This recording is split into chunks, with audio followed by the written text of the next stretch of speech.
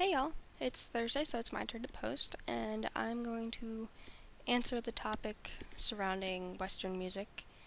Um, so I'm actually really excited about this topic because there's one instrument that's like my favorite right now, and I'm trying to learn that I would consider a non-Western instrument, and that would be the ocarina.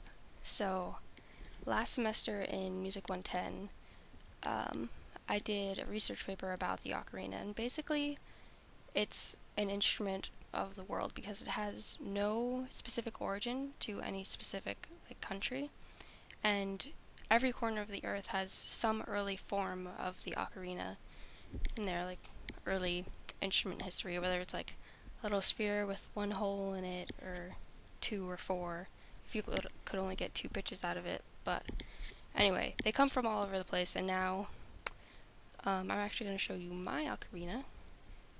It looks like this. Mouth holes here, air, wind, stuff. There's 12 holes in it for your fingers. So on the back here, there's two places for your thumbs. And then on the front, there's 8 holes for your fingers and the 2 extra for, sharpening notes and whatnot. So yeah, there's all the early ones with different numbers of holes, and they can be all different shapes. They can be in shapes of animals and whatnot. But I think it's the most awesome instrument ever. But that's probably because I learned of it from the Legend of Zelda series.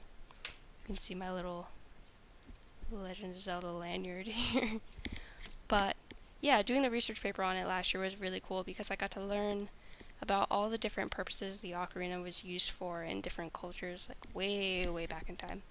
So, usually, as most music was used for back then, it was used for different religious ceremonies and dances and all that kind of stuff.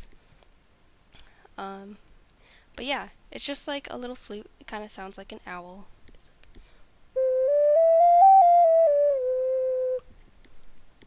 Yeah. So I'm trying to learn it. We'll see how that goes. Since we're talking about instruments, I thought I would show you that. I think it's really cool.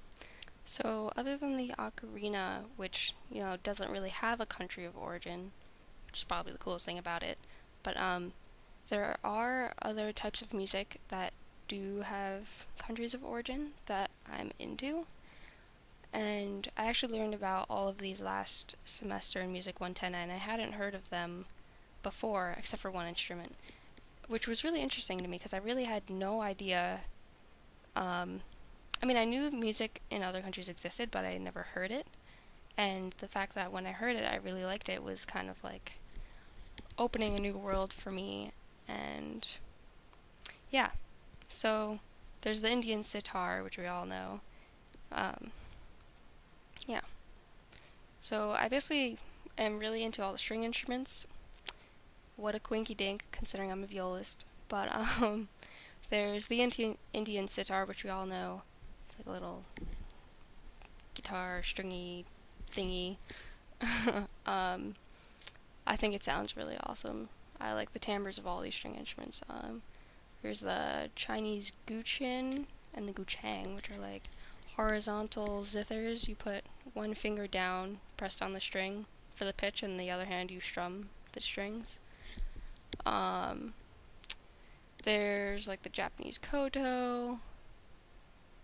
But yeah, there's all these different instruments around the world that none of us really know about, and all these different forms of music for different purposes that are really, beautiful and unique and different. And I think it's really important in music education to open kids' eyes to the different purposes and different forms of music around the world. And I have one friend who came up with this idea that I might try to use in some way or another in my own classroom. But his idea was every Friday, every other Friday, or however often, he would bring in a new form of music to play for the class, or have them bring in new forms of music that they find online or on YouTube, wherever. So it'd be like Irish music one day, Indonesian music another day, and like Mexican another day, just to open their eyes to all the different things that are out there so that they can experience different music and hear new things that they might actually really love. I think it's really funny that we put all this high praise around Western art music and, Bach, Beethoven, Mozart, and all of them. That's what we're trained in. But I actually really wish I knew how to play a lot more different forms of music or different styles, different instruments from different countries, and that's partially why I'm interested in learning the ocarina, especially now that I know its varied history.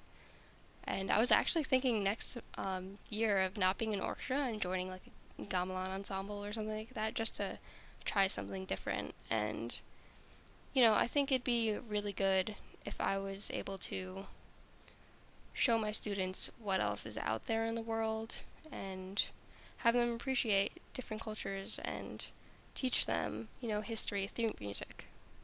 The only issue I had last semester was that there was all this music I was being introduced to that I really liked, but I had no idea where to find more music like that. And silly me, I probably just could have done a lot of Google searching.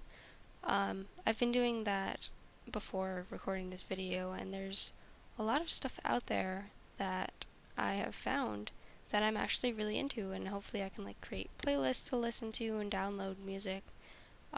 It's only a little bit tricky when, artist names and names of songs are in different languages, but there's still ways to find things, and I hope that when I'm a teacher, my students won't run into that issue because I'll be their resource to find different forms of music. So I will leave you with a video of one of my absolute favorite instruments right now, probably second to the ocarina.